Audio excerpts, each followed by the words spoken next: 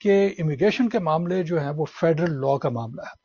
Federal لا کا، اور immigration کے معاملات جو ہے وہ اسٹیٹ لاز میں تبدیل نہیں ہو سکتے، کیونکہ 50 اسٹیٹس ہیں، ہر اسٹیٹ جو ہے اپنے قانون بنانا شروع کر دے گی امیگریشن کی، تو پھر کیا ہوگا؟ ایک اسٹیٹ کہتی ہے کہ جی اس قسم کے لوگوں کو ہم آنے نہیں دیں گے، دوسری اسٹیٹ کہتی ہے کہ جناب اگر آپ ان لوگوں کو روکیں گے تو ہم اس نظریات کے لوگوں کو آنے سے روک دیں گے۔ ابھی یہ نظریات کی بات ابھی شروع ہوگی، بلکہ میں آپ کو ایک جلدی سے ایک اور بات بتا دیتا ہوں کہ اب اسٹوڈنٹس کا جو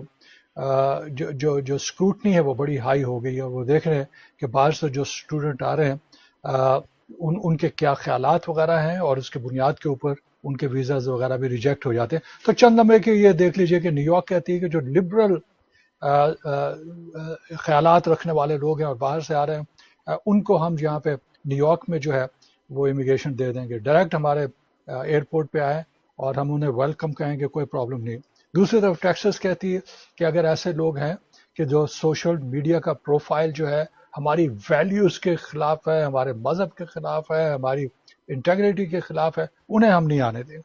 تو چند لمحے کے لیے تصور کیجئے کہ میں نے ایک مثال آپ کو دی، میرے ذہن میں فوری طور پہ آ گیا اسٹوڈنٹس کے حوالے سے، تو پھر کیا ہوگا؟ تو اب یہاں پہ یہ ہوا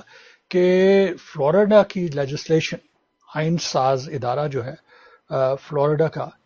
انہوں نے کیا کیا کہ انہوں نے ایک قانون بنا دیا۔ انہوں نے کہا کہ جو شخص بھی ان لافل اسٹیٹس میں بارڈر کراس کر کے آتا ہے اور فیڈرل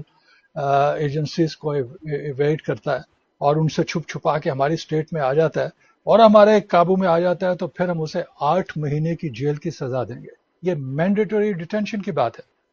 اب اس سے پہلے اس قسم کی اسٹیٹ کے پاس پاور نہیں ہوتی تھی، امیگریشن اگر کسی کو اریسٹ کرتی ہے تو وہ فیڈرل امیگریشن جو ہے ان کے ہاتھ میں یہ بات ہوتی ہے، کیونکہ فیڈرل گورنمنٹ وہ پالیسیز بناتی تھی۔ اب اس کے ساتھ جس وقت فلوریڈا نے یہ کیا اور انہوں نے اس پہ کارروائی بھی شروع کر دی، تو کئی اور اسٹیٹس ہیں وہ بھی اس میدان میں آ گئے۔ انہوں نے کہا کہ جی بالکل ہم بھی یہ کریں گے، خاص طور پہ ایسے اسٹیٹس کے جو سدرن بارڈر کے ساتھ لگتے ہیں۔ انہوں نے کہا جناب ہم بھی ایسے کریں گے، اگر ہماری باؤنڈریز کے اندر ایک ان لافل اسٹیٹس رکھنے والا آدمی جو ہے وہ بارڈر کراس کر کے اور بڑے طریقے سے چھپ چھپا کے یہاں پہ داخل ہو جاتا ہے اور ہمارے ہاتھ لگ جاتا ہے، تو اسے ہم اریسٹ کریں گے، ڈیٹین کریں گے، اور جو مینڈیٹری ڈیٹینشن ہے فلوریڈا کی جو ہے وہ 8 months ہے، اور اس کے بعد انہوں نے کہا اس کے بعد ہم اسے ڈپورٹ کر دیں گے۔ تو اب وہ ڈپورٹ ہو جاتا ہے، کہاں پہ ڈپورٹ ہوتا ہے؟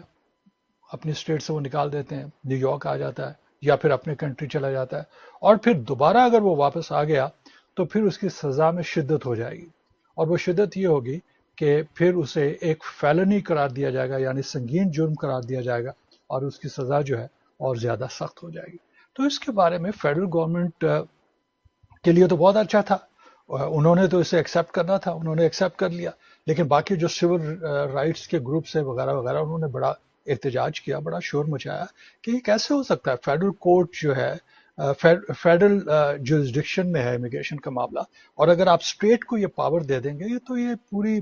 پوری کا پورا معاملہ جو ہے وہ ٹھپ کر کے گر جائے گا، اور ہم اسے سنبھال ہی نہیں سکیں گے، کیونکہ ہر اسٹیٹ کے امیگریشن کے مفادات ہوں گے اور وہ اپنی منمانی کریں گے۔ تو اب اس کے بارے میں جب یہ معاملہ ڈسٹرکٹ کورٹ میں، جسے ہم فیڈرل کورٹ کہتے ہیں، واشنگٹن ڈی سی کا، ان کے پاس گیا، تو انہوں نے اسٹے آرڈر نکال دیا۔ انہوں نے کہا کہ جناب فیڈرل گورنمنٹ جو ہے جو اسٹیٹ ہے فلوریڈا کی، وہ ایسا نہیں کر سکتی، کیونکہ اگر فلوریڈا کی اسٹیٹ کو اجازت مل گئی تو پھر ہر اسٹیٹ جو ہے وہ اپنی مرضی کے قوانین بنانے شروع کر دے گی۔